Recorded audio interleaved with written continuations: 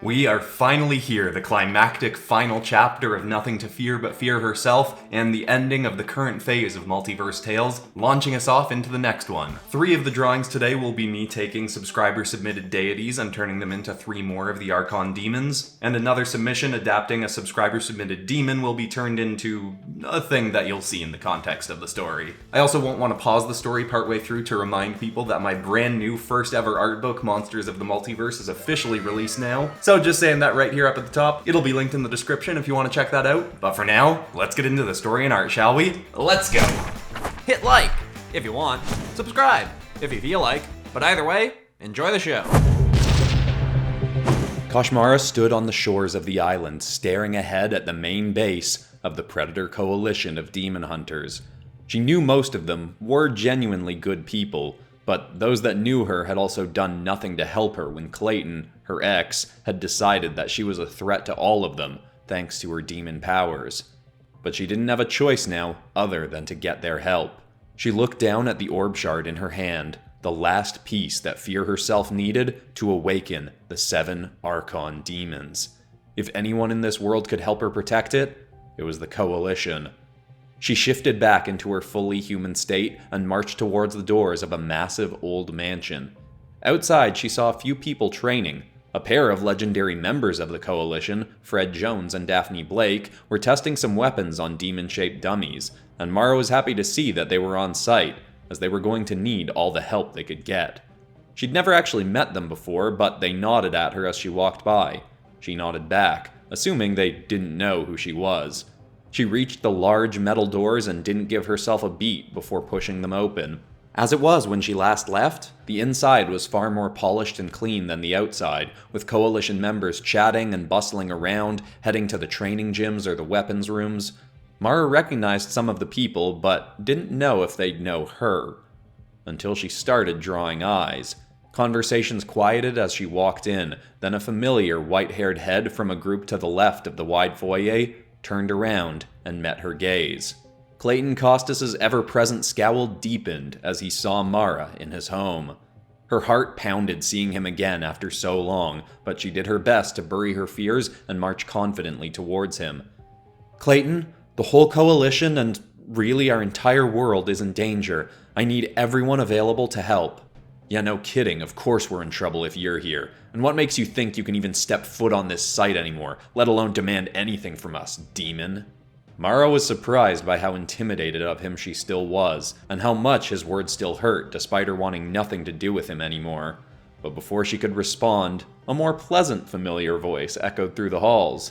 "Oh, I know you are not Sassin, the toughest little demon scrapper I ever did meet, you gray-hair old man-looking mother."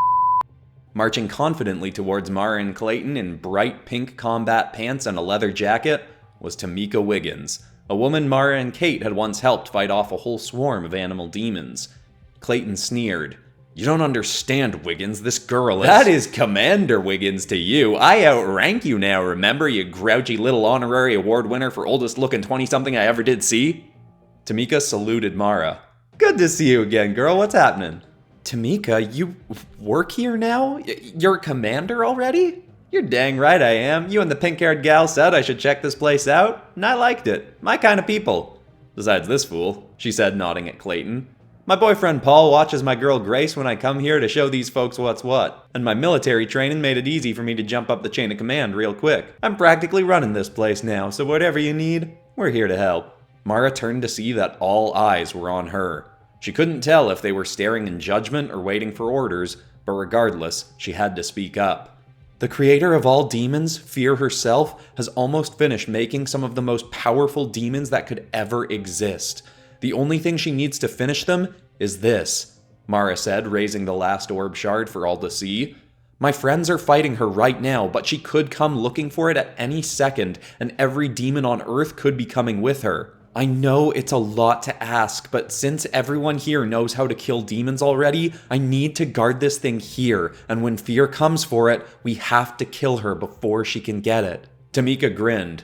"Well, if it's a war this Fear gal wants, it's a war she's gonna lose. Grandpa Clayton, rally everyone on site. Get armed and ready. Everybody's demon kill count is going up today. Let's show these freaks what the Predator Coalition is made of." She slammed her fist against her chest twice, and everyone else did the same. Except Clayton, who just sneered at Mara again, then stomped away. Mara tried calling the Sharp Gang a few more times, but got nothing back. She spent the next hour fielding questions from people in the Coalition. Most were people she hadn't known very well when she'd worked there. That is, until a burly, tall guy around Mara's age came up to her. His name was Jax, one of the people Mara had fought alongside many times, though she wouldn't willingly call him her friend anymore. "Hey, Koshmara, you look good, with the curse gone." Immediately, Mara shifted into her demon form. "Not gone, just under control, like I said I'd do." He nodded as she shifted back. "Right, I'm really sorry I didn't stand up for you when, Clayton was being Clayton. You never did anything to make us think you were going to turn on us. I want to say that I was scared of the curse, but I think really I was just scared of not being on Clayton's side, and that is pretty messed up. You deserved a lot better from us." "Oh, thanks, Jax. Does Avery feel that way too?" Mara asked, mentioning another old friend who'd been close to Jax. His shoulders slumped at the mention. "She did. She and I went after the ice demon Cryorod a few months back. Avery didn't make it." "Oh, I'm sorry." Even if Mara didn't have strong affections for her old friends anymore, she didn't want them dead. That was just another reminder of why they really needed to make this the true final stand against fear. For another couple hours, people were getting ready and gathering with weapons near the foyer and the front yard, when the first demons could be seen in the skies ahead. Mara put the orb shard to her chest and let her demon flesh coat partially over it to hold it in place. She wasn't letting it out of her sight. There were many possibilities if fear got it, but none were good. She'd use it to awaken the Archon demons, and once she'd done that, the Reaper would inevitably appear. She was the dark protector of the multiverse who can wipe out an entire universe's living beings by killing its overseer with her scythe. Of course, since fear had made the bodies of the Archons, the Reaper killing fear would kill them as well. But it would also kill Mara, Kate, Jake, Anna, and every single person in Mara's world. Mara's body had been cursed specifically by fear to make her able to kill the Reaper, but if she did that, then the Archons would be fully free to rampage the multiverse. Worse still, whoever kills the Reaper is then forced to take on her role. Mara didn't want that responsibility, or to see the Archons awaken, so her goal was clear: keep the final shard out of fear's hands. Tamika shook Mara from her thoughts, marching out in front of the group as the demons got closer. "If there was ever a day that y'all trained for, this is it. Let's show these demons that they can hit us, they can cut us, they can maybe even scare us, but the second they think they can beat us, we're gonna send them right back to hell where they belong and say to them," she proudly cocked her shotgun, "Not today, Satan." Everyone cheered as demons burst up out of the water and the skyward ones soared down closer. Those with guns and bows aimed up. A large crab demon charged up from the seas, clacking its claws. But just before anyone could fire, a figure rocketed down from the sky above, yelling, "Thunder Thrash!" In a crack of lightning, he slammed down onto the crab's back, exploding right through its shell and bursting it into dust. When the debris cleared, with his eyes sparking, Heath Hurricane Reynolds cracked his knuckles. "Finally, I'm on the front lines." He then looked up to the sky and yelled, "Show these monsters what you got, Sci-5." Mara looked up as a small futuristic ship decloaked and flew down just above the beach. Out from it jumped a team of 5 heroes. Mara didn't recognize them, but if they were here to keep fear from awakening the Archons, then Mara was very happy to see them.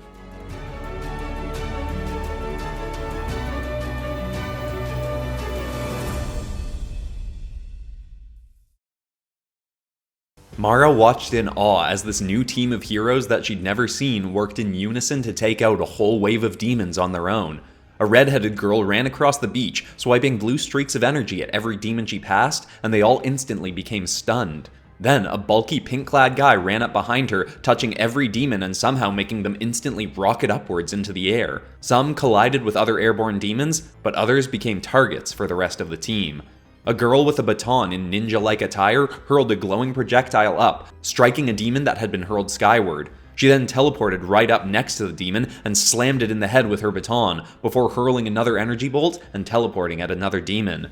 The strangest of the group, a humanoid lizard with white armor, was using a jetpack to fly up to the demons midair and bite them, sending cascades of electricity through his teeth. Finally, a green-clad hero, still on the ground, seemed to be keeping an eye on how the rest of the team was doing, while also running up to any demons missed that had fallen back to the ground. As the beasts were trying to recover from the falls, this hero would run up and punch them with concussive blows that emitted sonic shockwaves, sending the demons either soaring backwards or erupting into ash. Of course, as impressive as they all were, many demons were still getting by on land and by air, and the firing from the Coalition had commenced.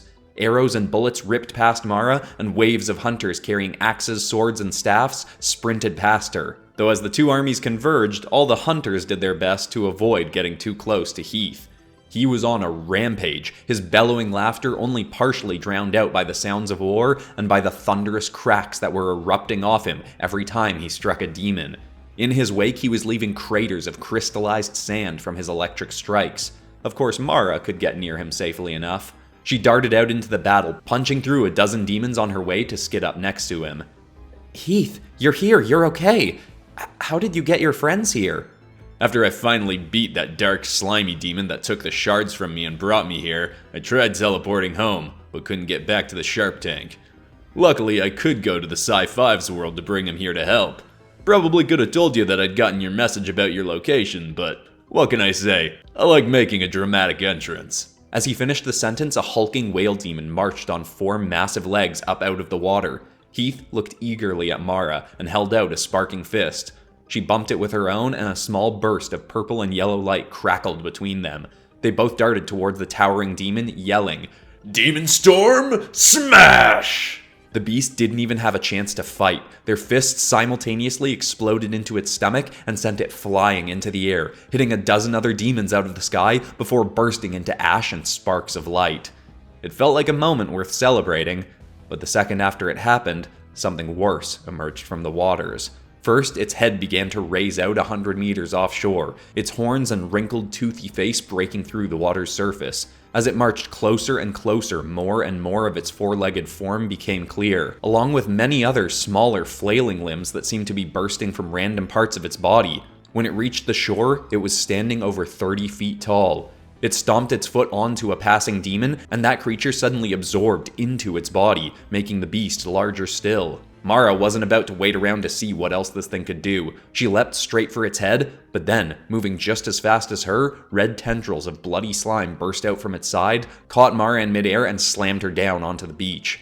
The creature then stared at her and slowly opened its mouth, revealing that inside, in place of the creature's tongue, was Fear herself. "I hope you're ready to protect me, Mara. It's time to summon the Reaper." A piece split off from one of the red tendrils holding Mara and reached towards the shard on her chest. But before it could grab it, the pink-clad figure from the Sci-5, Calamity, ran up beside Fear's mutated form and slammed both palms into her side. Fear suddenly flew off in the opposite direction, right towards Heath, who was charging up a blow. "Hurricane Hammer!"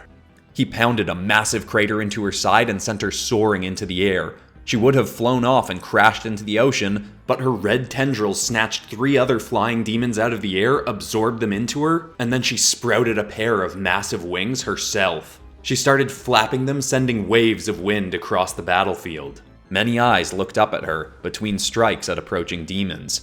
Fear stared back down at them all with a more furious expression than Mara had seen from her before. "It's been a long time coming that I destroy this annoying little island. Why can't you hunters see that you're doing so much more bad than good for this world? Almost all of you have faced my demons and your lives changed for the better because of it. You were pathetic, cowering excuses for human beings who were terrified of even living before my demons attacked you. You survived by overcoming your fears, and you've lived far better lives since. But every time you protect someone from my demons, not letting them fend for themselves and overcoming their own fears, you ensure that their lives don't change, and they continue to live a pitiful existence. You can call me evil all you want, but I'm a necessary evil who forced you all to fix your lives. And now the Archons are going to make armies of their own demons and do the same for every realm of the multiverse. Every sentient being out there is either going to grow up and start living properly, or they'll surrender their lives to my demons. Suddenly, another, much more jovial voice spoke out from the air near her. If you think all these folks suddenly became good people after your demons attacked them, you clearly ain't met that Clayton kid. Benny Sharp shot towards her in one of his many mech armors and hammered his fist right into the side of the demon's head. Mara was so thrilled to see him that she hadn't even noticed the thing in Benny's other hand. Alright, Archie, get blasting. Benny was holding Gooby, the gopher with the ray gun, and tossed the little creature onto the demon's back. The gopher ran along it, firing its gun at the creature's wings, punching it full of holes. It ran up to the demon's head, got to its face, and blasted right into its eye. Fear let out a gurgled shriek as her gooey tendrils suddenly emerged again, flying right towards the gopher. He leapt off her head, and a hand at the end of a shifting mass of pink energy snatched him out of the air. It pulled him down to the farther end of the beach, where the source of the arm, Harold the Herald, had come through a portal along with the rest of the Sharp gang. Fear's barricade to their world had finally dropped. Alexis was at the front of the group and seemed poised to say an inspiring line to send them all charging in, when the gopher suddenly said, Let us now charge forth and rid these lands of the demon scourge that plagues them. The whole group was caught off guard for a moment, before Sterling said, Okay, so Benny was right? He can talk? Did anyone else know that? Vasilia, Jake, Astra, and Harold all nodded. Jake responded saying, Yeah, I've known for a while. He was trying to keep it a secret, but he's messed up tons. I've heard him talk like 6 times. Harold responded next, And I've known as long as Benny did. And Sharp was right about his name being Archibald too. Or Archie, whatever you like. I just thought it was funny to pretend Benny was crazy. Sterling chuckled. Alright, well then, what Archie said. Let's go, everybody.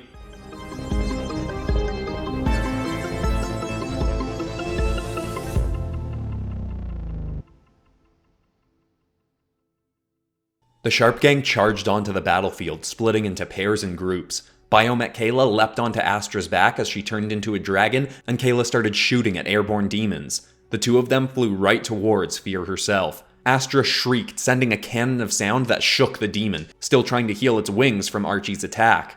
Fear turned and sent her red tendrils towards them. Kayla's biomech ally Charlie said, Oh no, whatever will we do? The demon's going to get us. Ha, just kidding, you're looking the wrong way. Demon distraction achieved. Before Fear could turn and see what he meant, a crimson dragon with a massive stone fist swooped above her and pounded her in the back, sending her smashing down onto the beach below. Tayron was perched safely in a tree with his beast summoner abilities active, watching the movements of his new red Hellwing friend. Meanwhile, Dresden and Alexis were firing chunks of rock and Dresden's flesh at any demon that came near them, but Alexis was also holding a black dagger, and whenever a demon got close enough, she'd stab it, instantly making the demon shriek in pain, then burst into ash.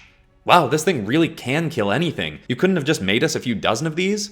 I was not solely responsible for making them and don't believe I could construct one myself. I also don't think they can quite kill everything.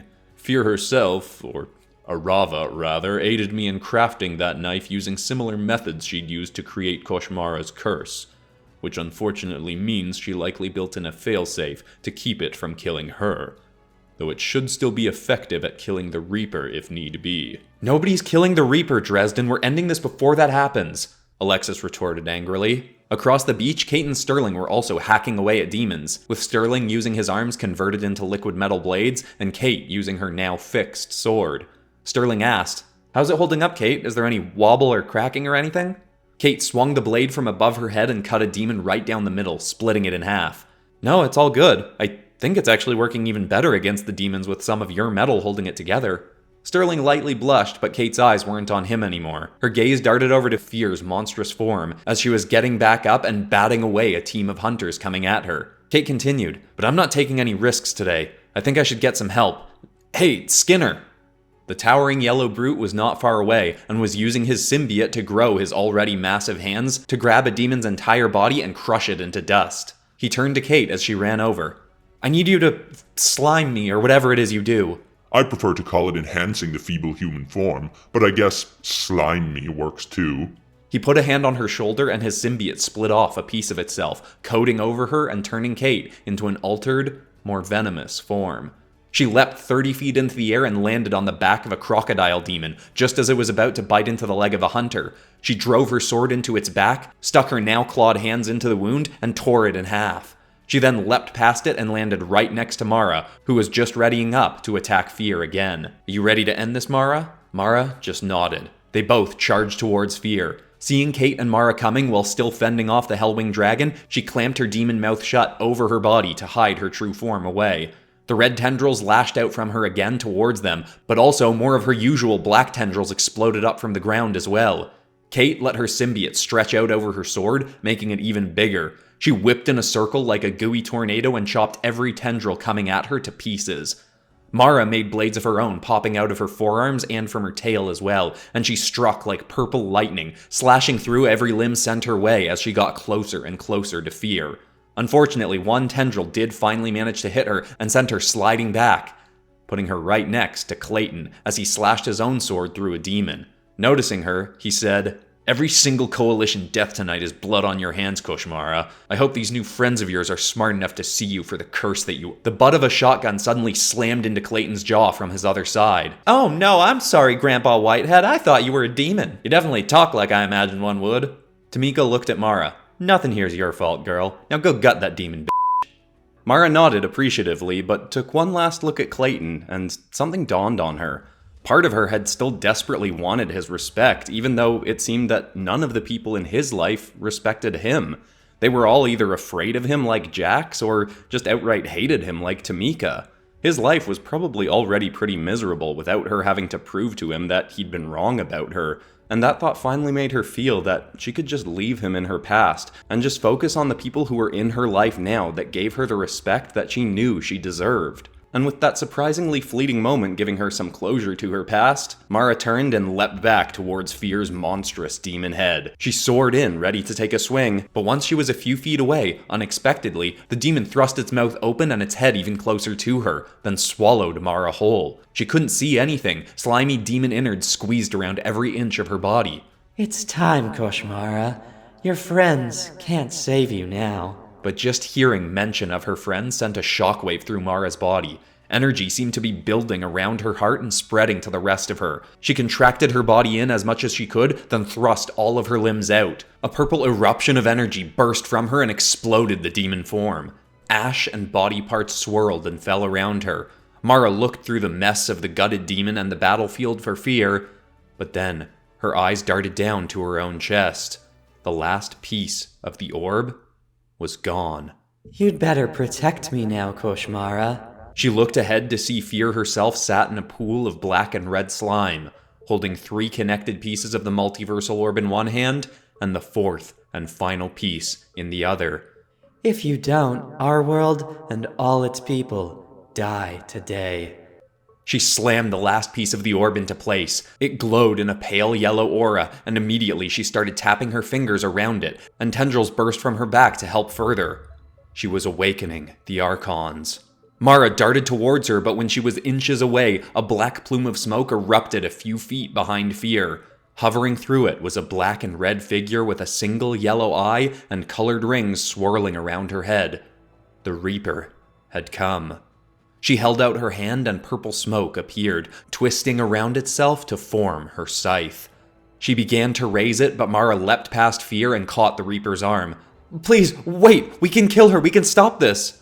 In a heartless, monotone voice, the Reaper replied, "You have already failed. The first has awakened, and the second is nearly so as well. I am the only option now."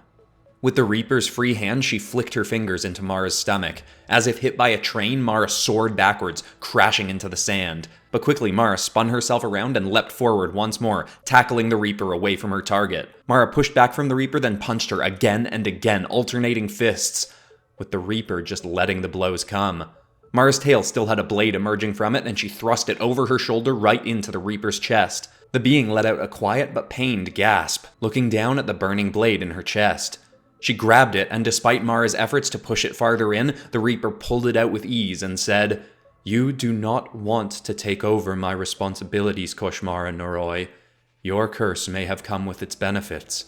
Mine did not. She raised her scythe once more. Suddenly, Alexis's stony fist shot between them and smashed into the Reaper's head, though barely making it turn. Sterling flew down and tried to grab the scythe, but his hands went right through it, and he landed skidding in the sand. Mara suddenly dove to the side as she heard from behind her, Hurricane Hammer! Heath shot towards the Reaper and let fly a full-force punch, but she held out her palm. His fist struck and a shockwave exploded around them, sending sand in every direction. But the Reaper was barely pushed backwards. Mara stared for a moment in horror as the Reaper batted Heath away like he was nothing. Mara knew she had to kill her, but the terror of having to take on the role of possibly having to kill whole universes to protect the wider multiverse was sinking in. Your fear is becoming quite pungent. Mara thought once again she was hearing a demonic voice in her head, until a figure marched up next to her and continued to speak. But allow me to alleviate it. We shall kill the Reaper ourselves. Mara looked up at a 9-foot-tall demon figure with a red eye on its chest, held open by gangly arms that spawned from its back. She wasn't sure how she knew, but this was one of the 7 Archon demons.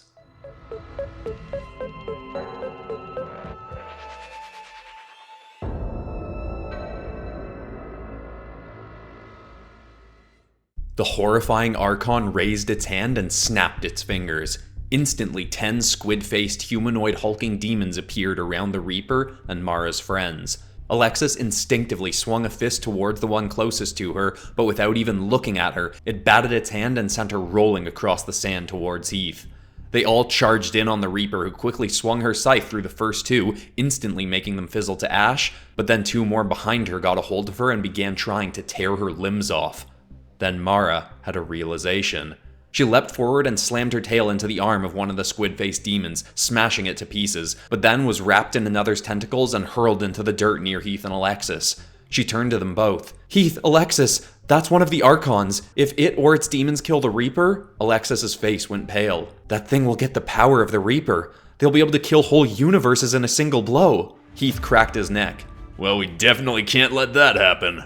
Aw, come on, why not? 4 mechanical tentacles suddenly grabbed each of Heath's limbs and raised him into the air, pulling him towards a green demonic android-like being.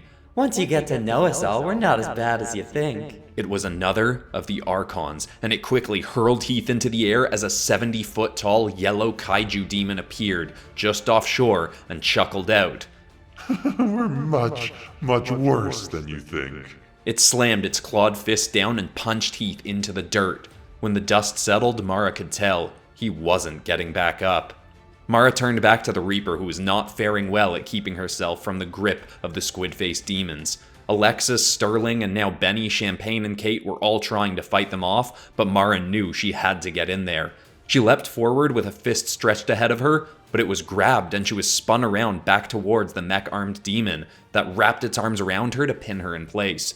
The demon that had spun her around was another Archon, this one orange, with a TV for a head, and it said, "Hold up there a few more seconds, little lady, and we can clean up this whole mess for you, and then make an even bigger one." Mara struggled to free herself as the Reaper was finally bound, with the red and black Archon demon holding one side of her, and a purple one with long sentient braids holding the other. Finally, appearing before her was a medieval-looking blue and black demon with a flaking smoky bird swirling around her head. She contorted her arms and a vortex of blue runes suddenly appeared and formed into a massive blade aimed right for the Reaper. In panic, Mara finally managed to tear one hand free, but then it was instantly wrapped in a hug by pink and black arms of a 7th figure. Oh, just wait one more second, Koshmara. You're gonna love this part. The blue blade was thrust back, and Mara felt as though the entire multiverse were breaking down around her. But before the blade could thrust forward, the Reaper let out a choking gasp. Everyone stared in confusion as the Reaper's form started to fade away. As she did, a cluster of rocks fell from behind her back, and mixed in with them was a black dagger. Farther down the beach, Alexis was shaking. God, please forgive me. I didn't have a choice. Mara would not have to kill the Reaper. Going against her own core moral, Alexis had done it for her and saved her from that fate. The Reaper's body finally faded, save for the colored rings around her head. Those flew across the sands and swirled onto Alexis. Her eyes began to glow yellow, and a purple cloud began swirling around her arm. The multiverse now had a new Reaper. Mara was too stunned to move, but cutting through the shock of the moment, a blade suddenly chopped the mechanical limbs holding Mara and slashed a claw through the pink and black arms of the other demon. Mara fell free, and Kate, still with her symbiote enhancement, grabbed Mara and hurled her towards Alexis. "Keep them away from her, Mara." Kate darted to the dagger on the ground and grabbed it, leaping up and stabbing it right into the eye of the red Archon. But its body didn't start to fade as the Reaper's had. A very nice try, Caitlin. Fear said, suddenly appearing in the air next to the Archon, holding the completed Multiversal Orb. But I wouldn't have made the bodies of the Archons so weak as to be killed by my own creation. With a satisfied grin, her eyes panned across the scene at the powerful 7 demons and the confused and scared Sharp Gang. Now the only real threat to the Archons is your quivering stony friend over there. And this, she said, holding out the orb. Or at least it was. Fear tapped her fingers around it, then pressed her hands in, and red lightning started sparking and surging out of the orb. It began to crack and snap, and then it burst into yellow light and dust. No need to keep that around for you all to steal and use yourselves. Mara didn't know what to do. She had landed down next to Alexis and stepped between her and the Archons, but she wasn't sure if she could handle one of them, let alone 7. Alexis was still too shaken to move, but luckily, the Archons didn't come for her. The Kaiju Archon looked down at her and said, "Train up, new little Reaper. Our rampage of this multiverse will be no fun without at least some challenge." The Archon suddenly clacked its massive teeth together, and in the waters all around it spawned dozens of other enormous demons, that all seconds later vanished along with their leader from Mara's world. One by one, the Archons all disappeared off the beach, leaving Fear herself for last. This was a fun little warm-up, but I hope you're ready for the real war to begin. She then vanished as well, leaving the beaten and bruised Sharp Gang to stew in their defeat. There were still demons left trying to overtake the Coalition. Those still in fighting condition helped finish off the rest of them. Mara then gave Tamika one of the Sharp Gang's multiverse jumping wristwatches and told her to call if any new armies of demons emerged. She didn't know where Fear was going to pop up next, but she and her friends would be there to help. Finally, the Sharp Gang and even the Psi-5 all regrouped back in Dimension A016 in their busted-up home base.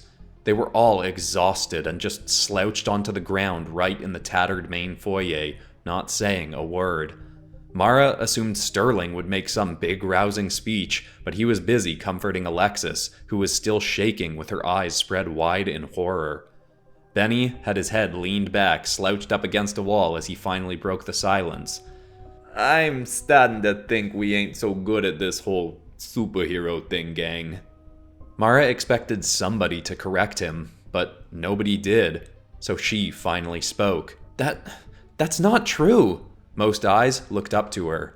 Normally it would have made her nervous, but in that moment she was confident she could be the voice they needed to hear.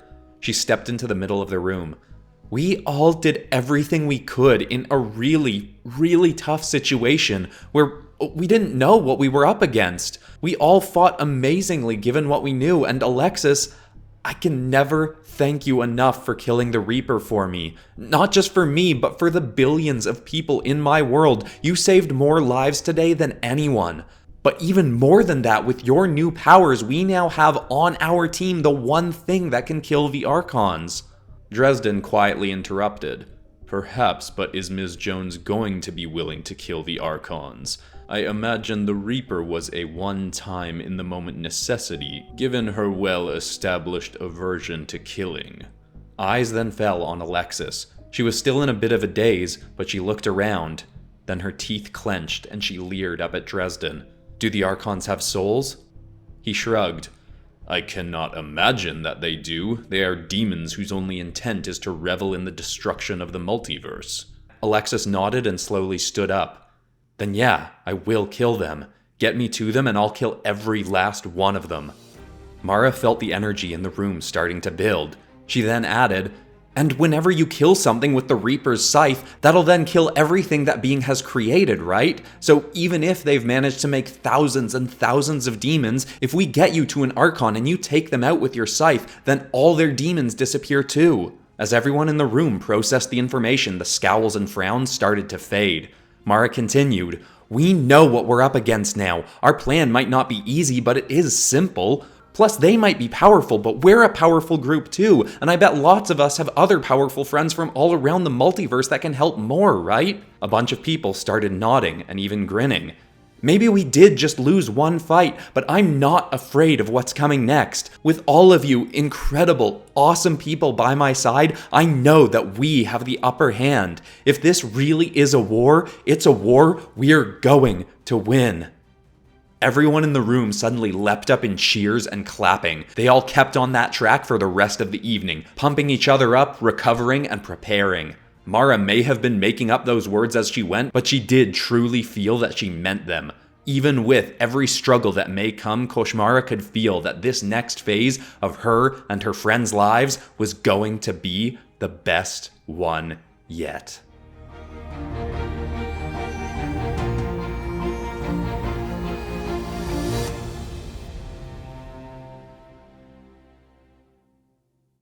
Well, I am a bit emotionally drained from making those stories back to back. I mean, not completely back to back, I had an episode in between. But still, it was very satisfying to make these, but I'm also very glad they're done. And I'm very excited for the things that are coming next in Multiverse Tales. I'm thinking of giving the next phase a name, like Tales of the Multiverse War, or something like that, and I'm gonna structure it in a way where it's gonna be easy for new people to kind of get into Multiverse Tales through this next phase. And I'm excited for a bunch of the storylines I have in mind. For instance, of course, the Trismegistus Academy storyline. Jake and Anna are going off to school, and we're gonna get some stories there. I have a story in mind with the working title The Ludum League that I'm quite excited about. And of course, we're gonna have a bunch of fun team-ups of our Multiverse Tales crew going after some genre-themed demon overlords. By the way, huge thank you to everyone for submitting to this episode, and specific thank you to the people that were chosen for it. ADM Namco, Hannah Fanana, Fredericks U, and Jonathan Santizo.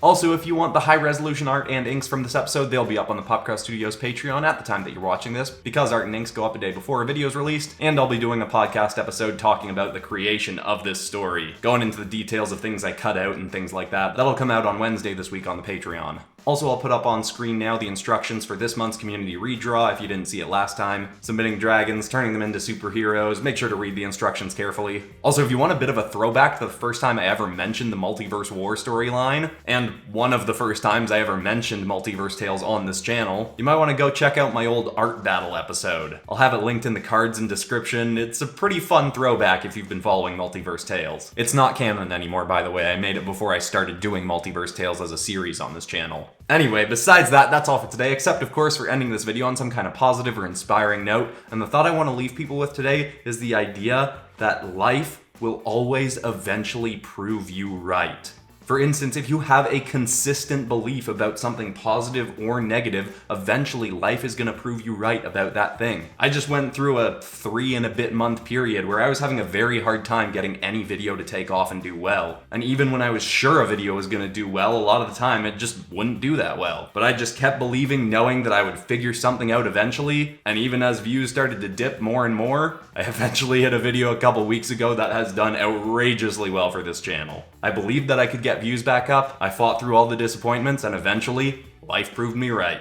I hope that's inspiring, I love you all, and I'll see you all in the next episode on Friday. Goodbye.